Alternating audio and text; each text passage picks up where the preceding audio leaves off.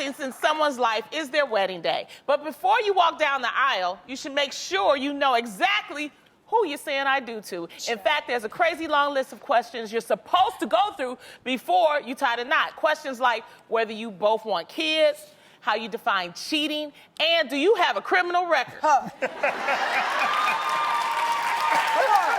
on, somebody. Because I done asked that question many a time. Now, Adam, before you and Tamera tied the knot, of course, you're the guest. I'm going to ask you, did you two ask each other tough questions before you got married? Well, with Tamera, as you know, you asked, there's a lot of questions and answering going on.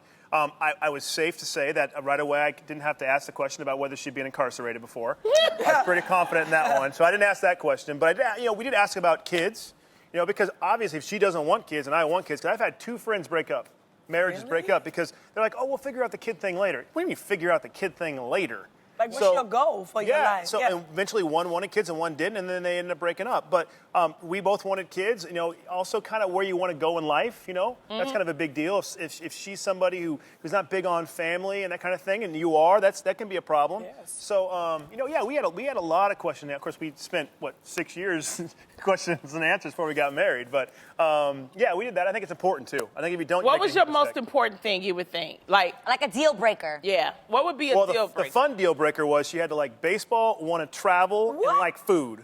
For real? Oh, that's baseball? easy. Oh, well, she can at least act like she liked baseball. She likes it now. Don't even say she didn't act because like let me tell you why. Vince lied.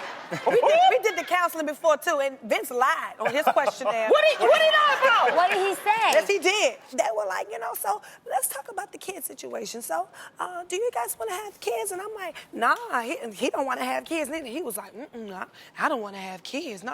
And then, maybe a year later into our marriage, he was like, so when we going to have a baby? I'm like, hold up. You had lied on that questionnaire because you had said you ain't want kids neither. And so needless to say, hi, Logan. We happy for Logan. He was right about that, but he did lie. What about you, Jenny? I think one serious question that Freddie and I did talk about, the uncomfortable topic of finances. Nobody talks about finances when you're dating. You don't ask your boyfriend how much is he making, how much does he have in his what's account. Your credit score? I don't know what's your credit. You don't. But you better. But still, in my family, it's a big deal. it is a big deal. And Mama Mai, she's not afraid, so she definitely was asking, what you do if she pulled? What you do? She did ask that. So I love that. Mama Mai. But not everybody has Mama Mai out there, but I'll be real with you. When I heard it, I was like, Mom, what would you do if I posed? And I want to hear because he's got his family. He's got his, nieces and nephews. It's not, so I think that's an important question to somehow, even if it's awkward, find out and ask, what are you going to do if Ish hits the fan scenario, and you lose a job. And what's your credit is like? How about that? That's supposed to be asked before you slip that ring on the finger. Yes. Okay, I'm just being honest. What do you? I don't know why it's so uncomfortable. Why is it so uncomfortable talking about finances? Because in California, there's no reason to be uncomfortable because you get half no matter what, so it don't matter. But I don't know what the issue is. In the relationship, why is it so tough? Honestly, we never had that problem. In this industry, I'm not in the same industry you guys are in, but there's a lot of people in the sports industry I'm obviously familiar with. There's a lot of people that latch on.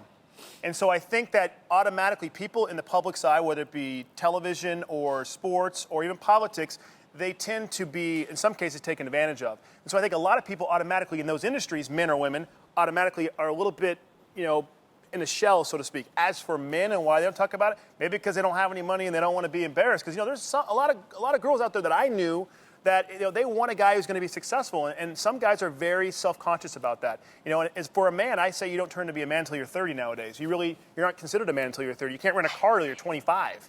So I think a lot of men are maybe self-conscious about it a bit because they're not there yet. They don't have the money to be able to support you the way they want to support you. And that's honest.